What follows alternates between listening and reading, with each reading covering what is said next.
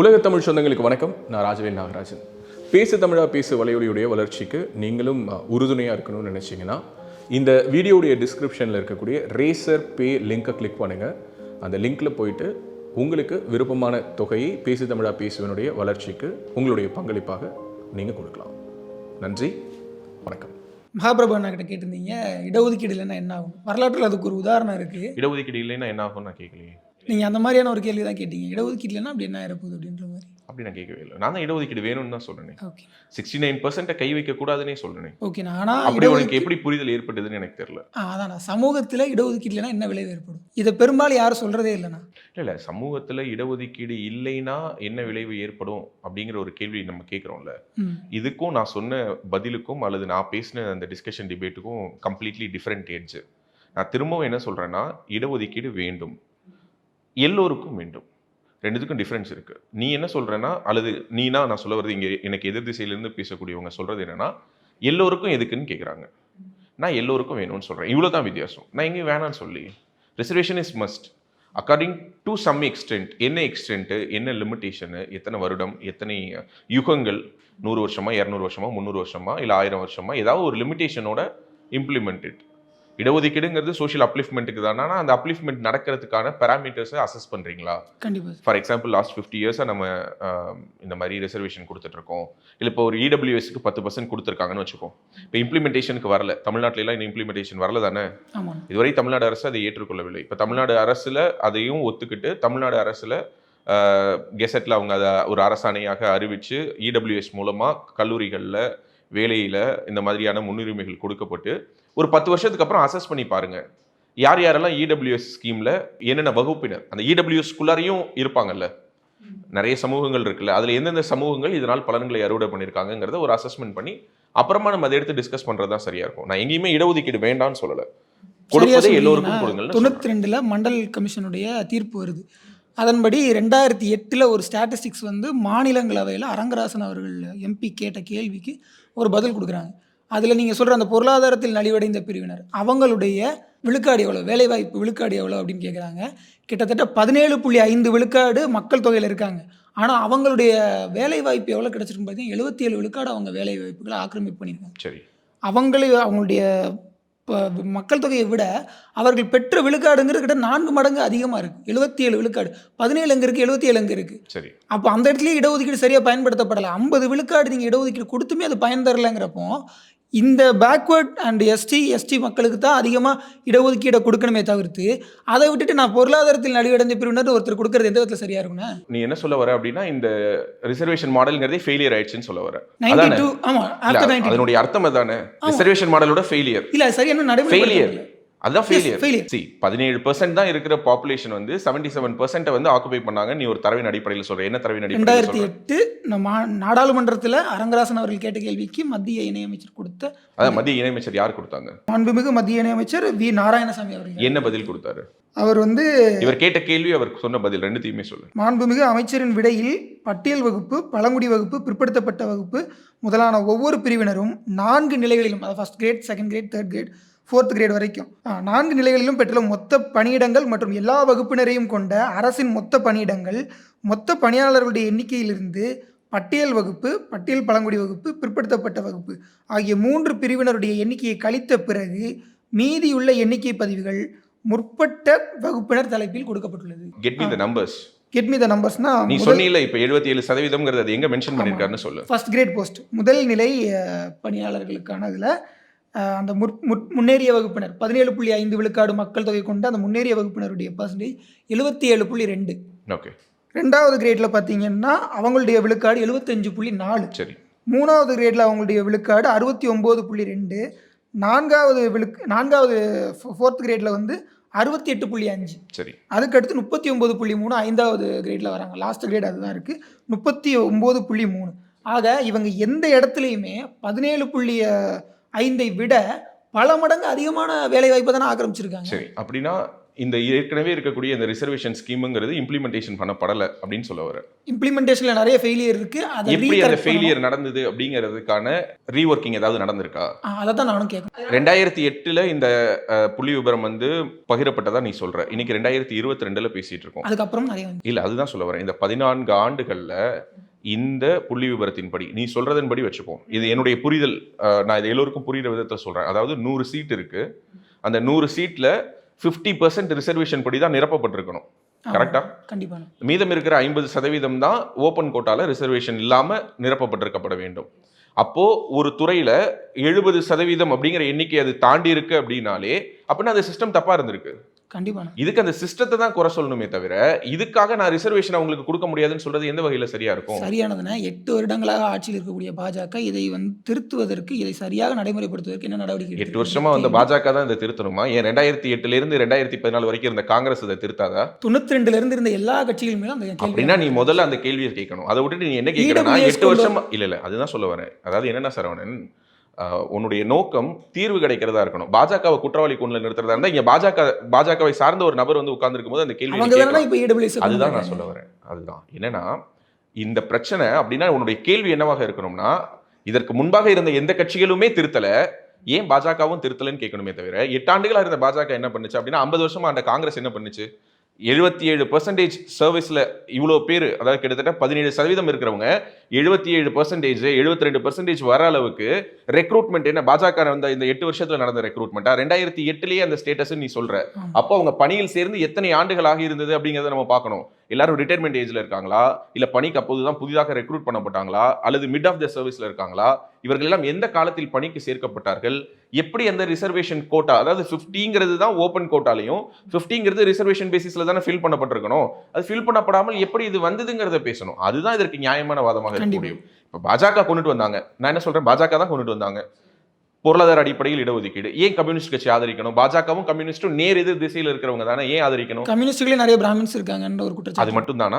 அப்படின்னா கம்யூனிஸ்டுகள் வந்து ஒரு பார்ப்பன கட்சி நீ சொல்ல வரியா? ஆமாண்ணே. அப்படின்னா கம்யூனிஸ்டுகள்ல வந்து யாருமே வந்து மரிச்சாப்பி படுகொலைன்னு 1 லட்சம் பேரை படுகொலை பண்ணாங்க, பெரிய குற்றச்சாட்டு பிஜேபி வச்சிருக்கு. நான் மறுபடியும் சொல்றேன். அப்படின்னா இப்ப காங்கிரஸ் ஏன் சொல்லுது காங்கிரஸும் அப்படின்னா பார்ப்பன கட்சியா? ஆமாண்ணே. ஆனா நீங்க காங்கிரஸ் சேர்ந்தவங்களோ கம்யூனிஸ்ட் சேர்ந்தவங்களோ வரும்பொழுது நீங்க இந்த குற்றச்சாட்டுகளை வைக்க மாட்டேங்கிறீங்களே. கம்யூனிஸ்ட் சேர்ந்தவங்களை கூட எனக்கு தெரிஞ்சு நம்மளுடைய அலுவலகத்துல மட்டும்தான் திரு கனகராஜ் அவர்கள் வரும்பொழுது இதை பற்றி நம்ம பேசணும். வேற எந்த ஒரு இடத்திலும் கம்யூனிஸ்டுகளை நோக்கி இங்க இருக்கக்கூடிய விடுதலை சிறுத்தைகளோ அல்லது இங்க இருக்கக்கூடிய திராவிட முன்னேற்ற கழகமோ அந்த குற்றச்சாட்டை வைக்கல. ஏன்னா அது பிஜேபியினுடைய அஜெண்டா, பிஜேபி தான் அதை பேசிட்டு இருக்கு. நான் என்ன சொல்றேன், இப்ப பிஜேபியினுடைய அஜெண்டானா இப்ப பிஜேபி கொண்டுட்டு வரக்கூடிய எல்லா திட்டங்களையும் எதிர்க்கக்கூடிய காங்கிரஸ் கட்சியும் கம்யூனிஸ்ட் கட்சியும் அல்லது திராவிட முன்னேற்ற கழகம் இங்க இருக்கக்கூடிய இந்த திராவிடியன் பார்ட்டிஸ் தவிர அல்லது ஒரு சில கட்சிகள் தவிர, இன்னும் குறிப்பா சொல்றேன், கேரளாவில் முற்பட்ட இந்த இதே மாதிரி பொருளாதார ரீதியில் பின்தங்கிய வகுப்பினருக்கான எக்கனாமிக்கலி வீக்கர் செக்ஷனுக்கான முற்பட்ட வகுப்பினருக்கான இடஒதுக்கீடு ஏற்கனவே கேரள அரசாங்கம் கொடுத்திருக்காங்க இல்லையா? சோ அப்போ பினராயி விஜயனை லால் சலாம் போடக்கூடிய இங்க இருக்கக்கூடிய தோழர்கள், புரட்சியாளராக சொல்லக்கூடிய தோழர்கள் ஏன் அதை எதிர்த்து பேசல அப்படிங்கிற ஒரு கேள்வி வருது இல்லையா? அப்படின்னா நான் இதை எப்படி புரிஞ்சுக்கிறேன்னா, தமிழ்நாட்டினுடைய சமூக கட்டமைப்பு மாதிரியே எல்லா ஊர்களிலும் இந்த சமூக கட்டமைப்பு இல்லை. சமூக கட்டமைப்பு ஒவ்வொரு ஊரிலும் வேறு மாதிரியாக இருக்கிறது நான் புரிஞ்சுக்கிறேன். இதுல நீ சொன்ன அந்த 72% மேல வந்திருக்காங்க, சமூக நீதி சூறையாடப்பட்டிருக்குங்கன்னா அதை நான் எதிர்க்கிறேன்னு தான் நானும் சொல்றேன். அதை நான் ஆதரிக்கலையே. நான் 100%, அதாவது அவங்களே எடுத்துப்பாங்க, நம்ம யாருமே இல்லை, open quota, open for example பொது சிவில் சட்டம் மாதிரி ஒரு விஷயத்தை கொண்டுட்டு வாங்கிறதெல்லாம் நான் ஆதரிக்கலையே. நான் வந்து ஒன்றும் இங்க ரிசர்வேஷனே வேணான்னு சொல்லலையே. தமிழ்நாட்டை பத்தி பேசும்போது கூட நான் என்ன சொன்னேன்னா 69 இருக்கணும். இந்த 10 கொடுக்கறது தப்பு இல்லை. ஏன்னா இந்த 10யுமே நம்ம என்ன கண்ணோட பாக்குறோம். இப்ப நீ பேசக்கூடிய வாதமா இருக்கட்டும் அல்லது நான் பேசக்கூடிய வாதமா இருக்கட்டும், இது இரண்டுமே என்னவா புரிந்து கொள்ளப்படும்னா, நீ பிராமணர்களுக்கு எதிராக கேள்வி வைக்கிற, நான் அதுதான் சொல்ல வரேன். நீ தெளிவா சொன்னாலும் அப்படித்தான் நீங்க அரசியல் புரிந்து கொள்ளப்படும். கீழே வந்து இந்த கமெண்ட்ல வீடியோலயே என்ன திட்டுவாங்கன்னா, எதுக்கு சரவணன் உனக்கு பிராமண துவேஷம்னு தான் போடுவாங்க. எனக்கு கீழே என்ன போடுவாங்கன்னா, எதுக்கு நீ பிராமணனுக்கு இவ்வளவு ஜால்ரா அடிக்கிறேன்னு போடுவாங்க. 2 பேருமே பிராமணர்களை பத்தி மட்டும் பேசல. அதாவது நீங்க சொல்ற அந்த முற்பட்ட வகுப்பினர்ல தமிழ்நாடு சாதி பட்டியல கிட்டத்தட்ட ஒரு 79 சாதிகள் கிட்ட இருக்கு. அதுல வந்துட்டு கிட்டத்தட்ட ஒரு 5 ஜாதிக்கு மேல எனக்கு தெரிஞ்சு இஸ்லாமிய பிரிவுகள். ஆமா, ராவுத்தர் அதுல வராங்கல்ல. ஆமா, ராவுத்தர் வராங்க, தாவூத் வராரு, ஷேக் வராங்க, அதே மாதிரி சிரியன் கிறிஸ்தவர்கள் வராங்க, ரோமன் கத்தலிக்ஸ் வராங்க, ஆங்கிலோ இண்டியன்ஸ் வராங்க. ஆங்கிலோ இண்டியன்ஸுக்கு பாராளுமன்ற உறுப்பினர் முதல் கொண்டு கொடுக்கப்படுதுண்ணே. இல்ல அதான் அந்த கம்யூனிட்டியோட லிஸ்ட் கூட நான் நேற்று பார்த்தேன். அந்த லிஸ்ட் பாத்தீங்கன்னா நிறைய இருக்குது. ஆற்காடு வெள்ளாளர் இருக்காங்க, செட்டியார்கள் இருக்காங்க, பலிஜ நாயுடுகள் இருக்காங்க. கோட்டை கட்டி வீர சைவம்னு சொல்லிட்டு அவங்களாம் வெள்ளாளருடைய இன்டர்செக்ஸ்ல வராங்க.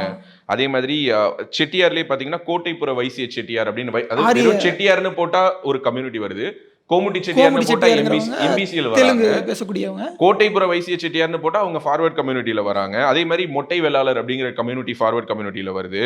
அதே மாதிரி ரெட்டியில பாத்தீங்கன்னா பொக்கநாடு ரெட்டியார் அப்படிங்கிற கம்யூனிட்டி இந்த ஃபார்வர்ட் கம்யூனிட்டியில வருது.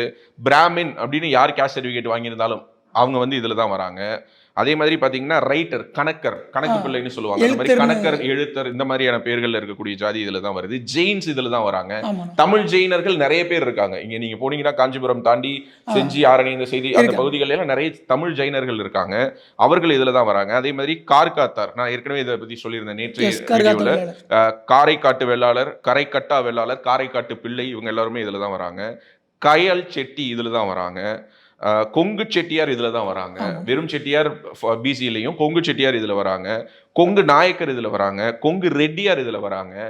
இப்படியான சமூக அடுக்குகள்ல டெமோகிராபிக்ஸ் அடிப்படையில், அதாவது ஒரு உதாரணத்துக்கு சொல்லணும்னா இப்போ தேனி மாவட்டத்துல மட்டும்தான் பிரான்மலை கலர்னு சொல்றாங்க. பிரான்மலை கலர், அந்த பிரான்மலை கலர் பட்டம்ங்கிறது அந்த சர்டிபிகேட்டுங்கிறது அங்கதான் இஷ்யூ பண்ணுவாங்க.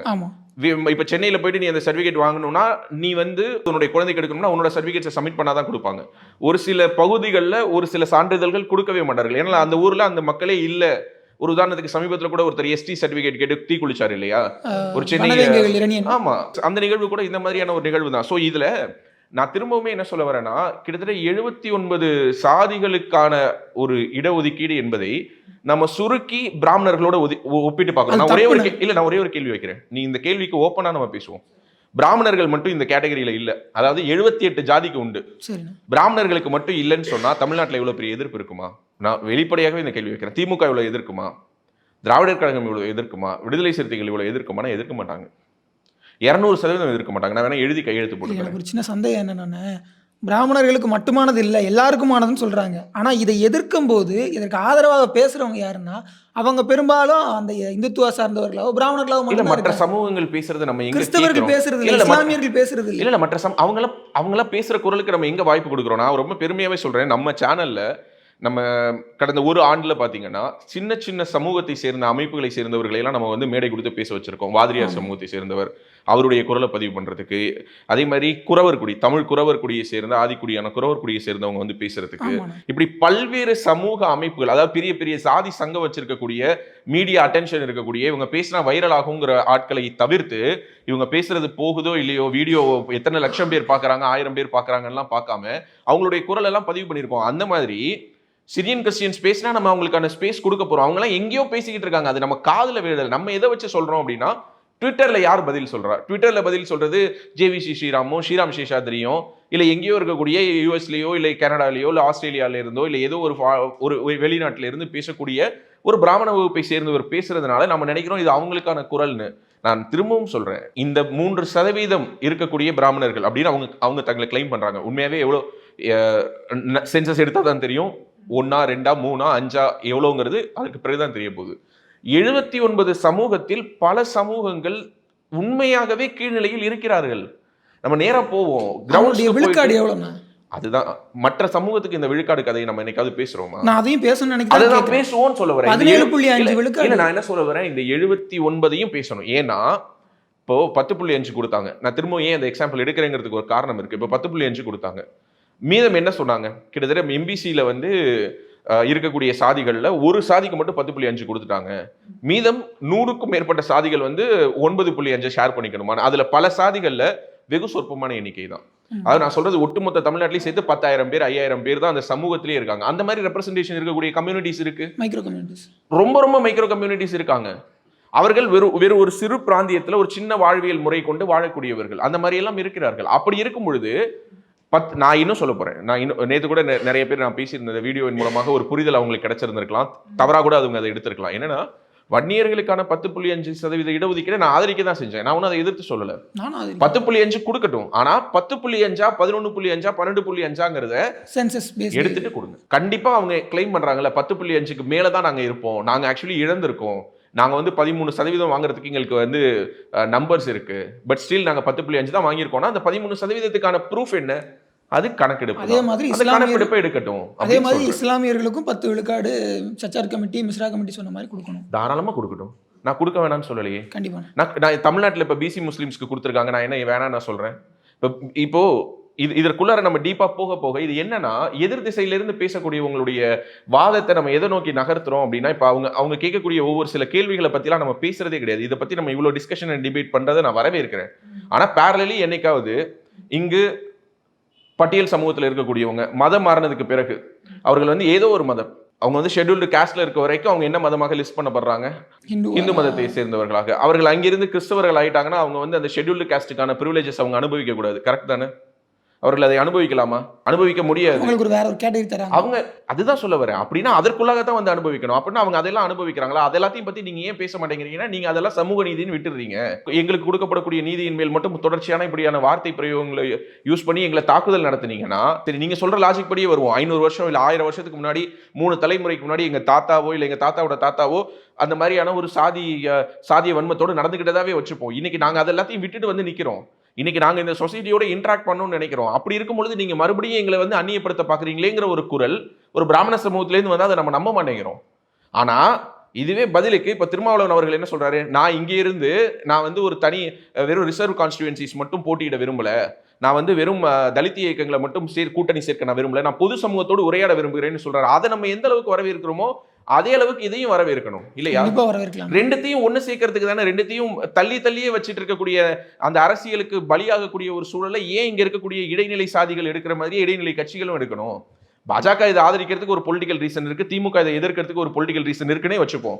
இடையில இருக்கக்கூடிய சமூக நீதி பேசக்கூடிய பாட்டாளி மக்கள் கட்சி, நாம் தமிழர் கட்சி போன்ற கட்சிகள், குடிவரி கணக்கெடுப்பு பற்றி பேசக்கூடிய கட்சிகள், பிராமணர்களை முழுமையாக எதிர் திசையில் வைத்து பார்க்காமல் தமிழ் பார்ப்பனர்கள் என்று ஒரு கேட்டகரியை உருவாக்கி அதுல குறிப்பிட்ட சில வகுப்பினரை வந்து இவங்க வந்து இவர்கள் எல்லாம் வந்து அந்தணர்கள் இல்ல செந்தமிழ் அந்தணர்கள், ஓகே செந்தமிழ் அந்தணர்கள் என்ற பெயர்ல குறிப்பிடக்கூடிய இந்த மாதிரியான கட்சிகளாவது இந்த ஓப்பன்னஸோட ஒரு டிபேட் நடத்தட்டும். தொடர்ந்து கான்க்ளேவ்ஸ் நடத்துங்க, தொடர்ந்து பேசுங்க. இது என்ன, இது இந்த இடபிள்யூஎஸ் பாசிட்டிவ்ஸ் என்ன, நெகட்டிவ்ஸ் என்ன, இந்த இடபிள்யூஎஸ் மூலமாக என்ன நடந்திருக்கு, இதுல யார் யாரெல்லாம் பலன் பெறா. இப்ப நான் ஒரு 10-15 ஜாதி வாசிச்சேனே, அதுல யாருமே தமிழர் கிடையாதா? அவங்க எல்லோருமே முற்பட்டு தான் இருக்காங்களா? உன்னோட லாஜிக் படியே வருவோம். இவங்க எல்லோருமே நீங்க சொல்லக்கூடிய அந்த குற்றச்சாட்டுகளையுமே அப்படியே நான் ரிசீவ் பண்ணி வச்சுக்கிறேன். அதாவது இல்ல நான் இதை மட்டும் சொல்லிடுறேன், நீ அதுக்கு பிறகு உங்களுடைய கேள்வி சொல்லு. பிராமின்ஸ் வந்து சாதிய மனோபாவத்தோடு எங்களை நடத்தினார்கள் அப்படிங்கிறது குற்றச்சாட்டுனே வச்சுப்போம். தலைமுறையாக அப்படி நடத்தினார்கள். பிராமின்ஸ் அப்படி நடத்தினாங்க. ராவுத்தர் அப்படி நடத்தினாங்களா? ஆமாண்ணா, ராவுத்தர் அப்படிதான் நடத்தினாங்களா? யாரை நடத்தினாங்க? மீனவர்கள். அதுதான் இப்ப எங்க ஊர் வரலாறு நான் படிச்சு போனா அதுதான் சொல்ல வரேன். ராவுத்தர்கள் மீனவர்கள் நடத்தினாங்க. இப்ப கொங்கு செட்டியார் யாரை நடத்தினாங்க? இருக்கும், அது அவங்களுக்கு கீழ உள்ள சாதி இல்ல. அதுதான் சொல்ல வரேன். அப்படி பார்த்தா பிசில இருக்கக்கூடிய ஒருத்தர் எஸ்சில இருக்கக்கூடிய ஒருத்தர் அப்படி நடத்துறாருல, அப்படின்னா அந்த எஸ்சில இருக்கிறவர் அப்படி நடத்துறதுனால அந்த பிசில இருக்கிறவர் தூக்கி எஃப்சியா போட்டுருவோமா? அதுதான் அவருக்கு கொடுக்கக்கூடிய தண்டனையா இருக்க முடியும். நீ இன்னொருத்தவனை கீழே நினைக்கிறீல அப்படின்னா நீ தான் மேம்பட்ட ஜாதி. இனிமே நீ இன்னொருத்தவனை கீழே நினைச்சினா நீ எல்லாம் மேல போயிடணும். இனிமே நீ வந்து சாதிய கொடுமையை இம்ப்ளிமெண்ட் பண்றியா, நீ எல்லாம் ஃபார்வர்ட் கம்யூனிட்டி, உனக்கான ரிசர்வேஷன் கட்டு, இனிமே நீ பிசி கிடையாதுன்னு சொன்னா ஒத்துப்பாங்களா? நான் கேட்கக்கூடியது தர்க்கபூர்வமான ராவுத்தர் வந்து மீனவரை ஒடுக்குனாரு, அதனால ராவுத்தர் மேம்பட்ட ஜாதி. கரெக்டா? ராவுத்தர் மேம்பட்ட ஜாதி. நான் கேட்ட கேள்வி, ராவுத்தர் மீனவரை ஒடுக்குனாரு, அதனால ராவுத்தர் மேம்பட்ட ஜாதி. கரெக்ட் தானே? அதனால வந்து ராவுத்தர் வந்து ஒடுக்குமுறையை இம்போஸ் பண்ணவர், அதனால ராவுத்தரை ஃபார்வர்ட் கம்யூனிட்டில வச்சிருப்போம். அதே மாதிரி நான் கேட்கிறேன், ஒரு ஊர்ல ஒரு பட்டியல் சமூகத்தை சேர்ந்தவர் வந்து ஒரு இடைநிலை பிசியில் இருக்கிறவர் ஒருத்தர் வந்து ஒதுக்குனாரு, அதனால அவரை தூக்கி அந்த பக்கம் வச்சிருவோமான்னு கேட்கிறேன். இல்ல முடியாது. நான் என்ன சொல்ல வரேன்னா, ராவுத்தர்கள் மட்டும் கிடையாது, அவங்க இப்போ இஸ்லாமிய ஆட்சியாளர்களுடைய காலகட்டங்கள் இஸ்லாமியர்கள் இந்த மாதிரியான மக்களை ஒடுக்குறாங்க.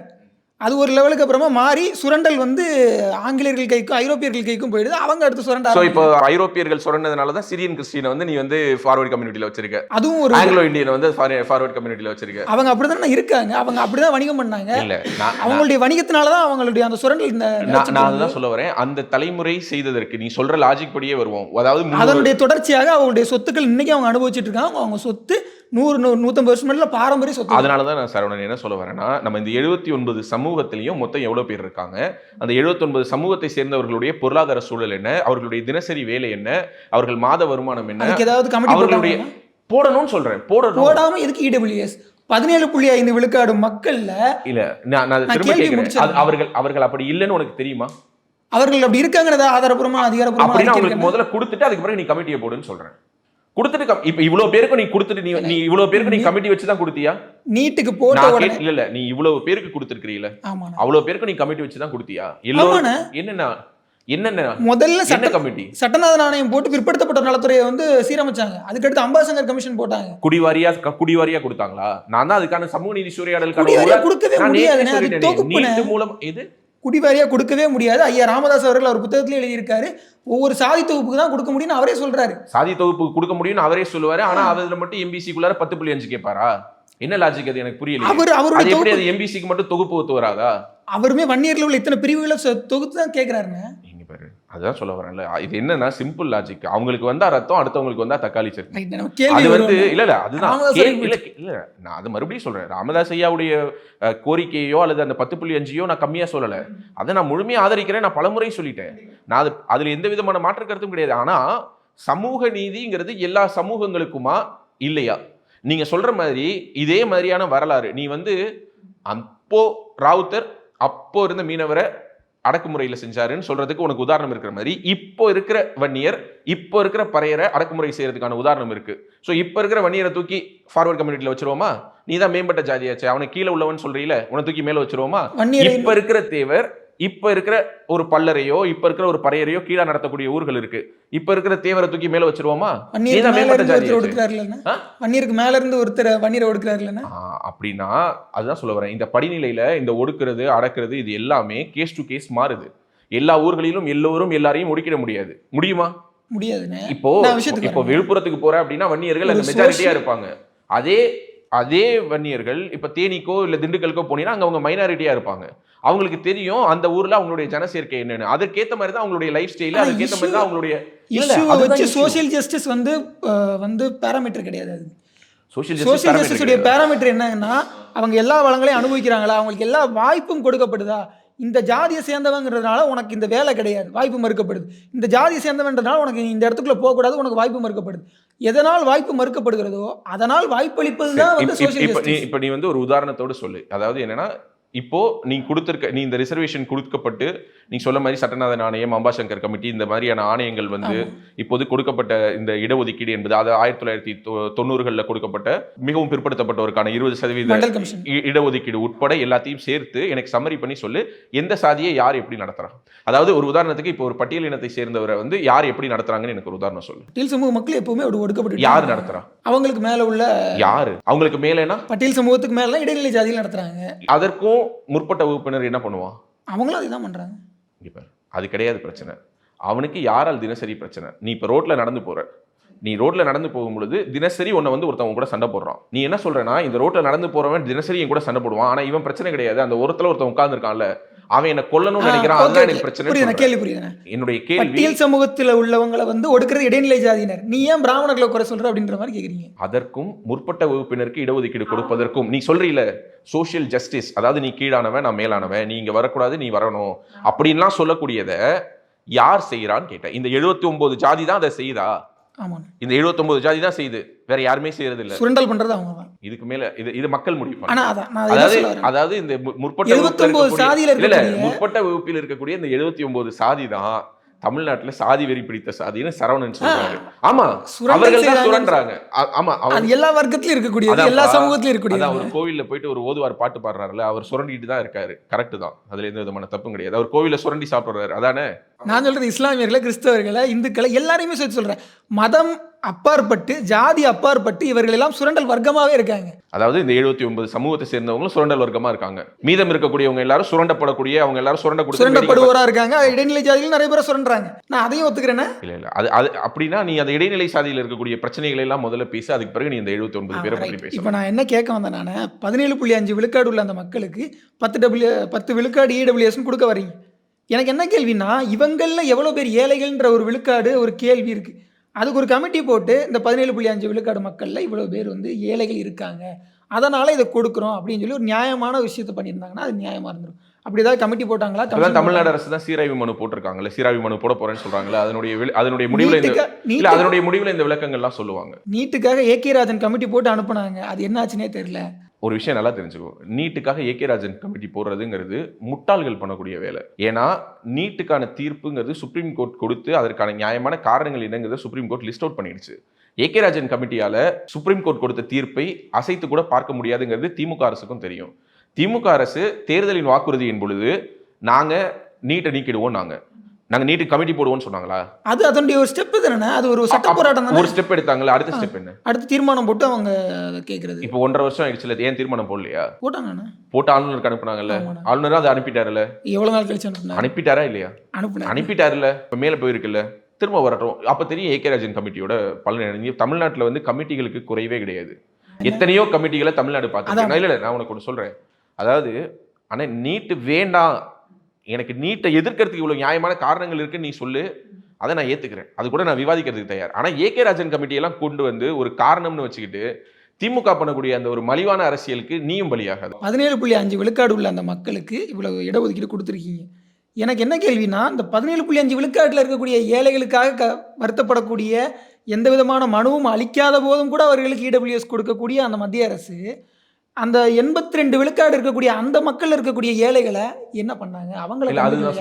அவங்களுக்கு வந்து எதுவும் ஒரு ஏழ்மையின் அடிப்படையில் ஒருவருக்கு கிடைக்கக்கூடிய சலுகையை கூட வந்து ஒரு இலக்காரமா 17.5 இருக்கக்கூடிய ஏழைகளுக்கு பேசக்கூடிய உன்ன மாதிரியான மனநிலை கொண்ட பலர் மட்டும் அப்படி என்ன ஒரு சிறப்பு? நான் தான் சொல்ல வரேன். நான் என்ன சொல்ல வரேன்னு கேளு. இதனுடைய அடுத்த கட்டமாக எல்லா கேட்டகரியிலையுமே இடபிள்யூஎஸ்க்கான ஒரு உள் இடஒதுக்கீடு கொண்டுட்டு வாங்க, சரியா? கொண்டுட்டு வரட்டும். கொண்டுட்டு வந்து அந்தந்த சமூகத்துல பொருளாதார ரீதியில் பின்தங்கியோர், ஏன்னா இப்போ நான் இதை பத்தி நான் நேத்தே சொன்னேன். இப்போ ஒரு சமூகத்துல இத்தனை ஆண்டுகள் இடஒதுக்கீடின் அடிப்படையில், இடஒதுக்கீடின் மூலமாக பெற்ற வாய்ப்புகளின் அடிப்படையில கொஞ்சமாவது அவங்க பொருளாதாரமா சமூக ரீதியா அவங்க மேம்பட்டு இருக்கணும். அப்படி மேம்பட்டு இருக்கவங்களுடைய கணக்கெடுங்க. ரிசர்வேஷன்ங்கிறது ஒர்க்கா இருக்கா? ரிசர்வேஷன்ங்கிறதுனால ஒரு சமூகம் மேம்பட்டு இருக்கா? ஒரு சமூகத்தினுடைய மேம்பாட்டுக்கு இந்த ரிசர்வேஷன் பயன்பட்டிருக்கா? அவங்க எத்தனை தலைமுறையாக இந்த ரிசர்வேஷன் அனுபவிக்கிறாங்க? அந்த ரிசர்வேஷன்ல அவங்க இந்த கிரீமி லேயரை தாண்டிட்டாங்களான்னு பார்த்து ஒவ்வொரு கேட்டகரிக்குள்ளாரையும் நீங்க கிரீமி லேயர் கொண்டுட்டு வாங்க. அதற்கு ஏற்ற மாதிரி அதிலிருந்து குறிப்பிட்ட 1%, 2% பொருளாதார ரீதியாக இந்த மாதிரி கீழே இருக்கக்கூடிய பொருளாதார ரீதியாக பின்தங்கி இருப்போருக்கான ஒரு உள் இடஒதுக்கீடை உருவாக்குங்க அப்படிங்கிறத நான் என்னுடைய கோரிக்கையை நான் வைக்கிறேன். சட்டநாத நாணயமும் இதுதானா சொல்லிச்சு, ஆனால் அதை அவங்க நடைமுறைப்படுத்தல. அதை பண்ணுனா சந்தோஷம் நான் சொல்றேன். ஏன்னா இது அவசியம் நான் நினைக்கிறேன். ஏன்னா எல்லா பிசியும் இங்கு ஏழையும் கிடையாது, எல்லா எஃப்சியும் இங்கு பணக்காரரும் கிடையாது. இது எல்லோருக்கும் பொருந்துங்கிற பொழுது எல்லா சமூகத்துக்குள்ளாரையும் அந்த பொருளாதார ரீதியாக ஒரு குறைவான இடத்தில் இருக்கக்கூடிய ஒரு நபருக்கு அவசியம் நான் நினைக்கிறேன். நான் ஏற்கனவே சொன்ன மாதிரி பெரும் பணக்காரர்கள், பெரும் ஊடகங்களை தங்களுடைய கைகளில் வைத்திருக்கக்கூடிய பிராமணர்கள் இருக்கிறார்கள். அதே நேரம் கோவிலில் மணி அடிக்கிற, கோவிலில் மடப்பள்ளியில் வேலை பார்க்கக்கூடிய ஒரு சாதாரண பிராமணனும் இருக்கிறார். அவருடைய பையனும் படிக்கிறான், இவருடைய பையனும் படிக்கிறான். ஸோ இந்த பையனுக்கு அப்ளை ஆகிற அதே 200க்கு 200 கட் ஆஃப் அந்த பையனுக்கு அப்ளை ஆச்சுன்னா அது கஷ்டம். அந்த நேரத்தில் நீ அவனுக்கு என்ன சொல்கிற அப்படின்னா, உன் தாத்தாவோட தாத்தா என்ன பண்ணான் தெரியுமா? என் தாத்தாவெல்லாம் அடிச்சான் தெரியுமா? அதனால நீ கோவிலில் மணி தான் அடிக்கணும், நீ 200க்கு 200 எடுத்தினாலும் உனக்கு சீட்டு கிடையாதுன்னு சொல்றது என்னை பொறுத்தவரை அது நீ தப்புன்னு சொல்லு, சரின்னு சொல்லு, இதற்கு நியாயமான தர்க்கவாதங்கள் நிறையவே இருக்கலாம், அது தவறுன்னு சொல்றேன். இதை நான் இவங்களுக்கு மட்டும் பேசினேன்னா நான் இவங்களுக்கு மட்டும் பேசுறதா அர்த்தம். இது கீழே இருக்கக்கூடிய மேல இருக்கக்கூடிய புளியோதரை வாங்கி சாப்பிடுறவரை பத்தி சொல்றீங்க, மலம் பண்றவரை பத்தி அதுதான் சொல்ல வரேன். அவங்களுக்கு நான் இல்லைன்னு பேசினாதான் நீ இந்த கேள்வியை வைக்கணும். அவங்களுக்கு கொடுக்கக்கூடியது இவங்களுக்குமான கம்பேரிசனே முடியல. இல்ல அதுதான் சொல்ல வரேன். இல்ல நான் மறுபடியும் சொல்றேன், நீ இது வந்து பேசுறதுக்கான ஒரு ஃபேன்சியான ஸ்டேட்மெண்ட்டா சொல்றதுக்கும் ஒரு கருத்துக்கு நேர் எதிரான இன்னொரு கருத்தை வைக்கிறேங்கிறதுக்கு தான் பயன்படுமே தவிர, நான் என்ன சொல்றேன்னா, இந்த குரூப்ல இருக்கக்கூடிய இப்ப எஸ்சிங்கிற கேட்டகரியில இருக்கக்கூடிய எல்லோருமே மலம் தான் அள்ளிட்டு இருக்காங்களா? இல்ல, எல்லோருமே மலம் அள்ளுறாங்க. அப்படின்னா முதல்ல மலம் அள்ளுறதை ஏன் நிறுத்தணும்? மலம் அள்ளுறதுங்கிறது ஏன் நிறுத்தப்படலைங்கிறத பத்தி பேசுறதை விட்டுட்டு இன்னமும் ஒருத்த மலம் அள்ளுறான்னு அதை ஜஸ்டிஃபை பண்ணி அதுல ஒரு விஷயத்தை கொண்டுட்டு போய் ஒரு காரணமா வச்சு அதை ஒரு டிஸ்கஷன் அண்ட் டிபேட்டை வந்து பிளாக் பண்ணிட்டோம் அப்படின்னா அது ஒரு சரியான ஒரு விவாதம் கிடையாது. கிட்டத்தட்ட இல்ல நான் ஒரு விஷயம் சொல்றேன், நீ இங்கு மலம் அள்ளுபவர்களுடைய வாழ்க்கையும் இங்கு இருப்பவர்களுடைய வாழ்க்கையும் ஒன்றல்ல. உன்னுடைய கான்செப்ட் படி ஒன்றல்ல, என்னுடைய கான்செப்ட் படியும் ஒன்றல்ல. ஆனால் இங்கு ஏன் இன்னும் மனுஷன் மலம் அள்ள வச்சுக்கிட்டு இருக்குது? இந்த அரசியல் அப்புறம் என்னதான் பண்ணிட்டு இருக்குது? இங்க இருக்கக்கூடிய அரசுகள் அதை பத்தி பேசணும். இங்க இருக்கக்கூடிய அரசியல்ங்கிறது இதை நோக்கி நடக்கணும். இது நடக்கிறதுக்கும் சம்பந்தம் இல்லை. இது அரசியலுக்கு வேணா ஒர்க் ஆகும், இது திமுக மாதிரியான கட்சிகள் பேசுற அரசியலுக்கு வேணா ஒர்க் ஆகும். நான் சொல்றது அங்க இருக்கக்கூடிய எக்கனாமிக்கலி வீக்கர் செக்ஷன் கோட்டாங்கிறது அந்த மடப்பள்ளியில மணி அடிக்கிறவரோட பையனுக்கு பயன்படும். அது வெறும் டிவிஎஸோட வேணு சீனிவாசனோட பையனுக்கு மட்டும் பயன்படாது. மடப்பள்ளியில எங்கேயோ ஒரு இடத்துல ஒருவேளை ஒரு சின்ன கோவில்ல போய் மணி அடிச்சு பொங்கி சாப்பிடக்கூடிய ஒரு பிராமணனுடைய ஒரு குழந்தைக்கும் பயன்படும் நான் சொல்றேன். நீ உடனே என்ன பண்ற அப்படின்னா இங்கேயும் தானே நான் பயன்படும்னு கேட்கிறேன். நான் இங்க பயன்படாத தப்புன்னு சொன்னாதான் இதை மட்டும் நீ எப்படி பேசலாம்னு சொல்லலாம். இங்கு இது தேவை, இது இன்னும் எத்தனை ஆண்டுகளுக்கு தேவை என்பதை மக்கள் தீர்மானிக்கட்டும், சூழ்நிலை தீர்மானிக்கட்டும். ஆனா இங்க கொடுக்காம இருக்காத இது தப்பு. அவன் அந்த பாவத்துல எந்த விதமான பங்களிப்பும் செய்யல. அவனுடைய தாத்தாவோட தாத்தா செஞ்சானே வச்சுக்கோ, வரலாறுகள் அப்படி சொல்வதாகவே வச்சுக்கோ, அப்படித்தான் வரலாறுன்னு கூட இருக்கட்டும், அவனுக்கான வாய்ப்பை கொடுப்போம் அப்படின்னு சொல்றேன். அவ்வளவுதான். உலக தமிழ் சொந்தங்களுக்கு வணக்கம். நான் ராஜவேல் நாகராஜன். பேசு தமிழா பேசு வலையொலியுடைய வளர்ச்சிக்கு நீங்களும் உறுதுணையா இருக்கணும்னு நினைச்சீங்கன்னா இந்த வீடியோடைய டிஸ்கிரிப்ஷன்ல இருக்கக்கூடிய ரேசர் பே லிங்கை கிளிக் பண்ணுங்க.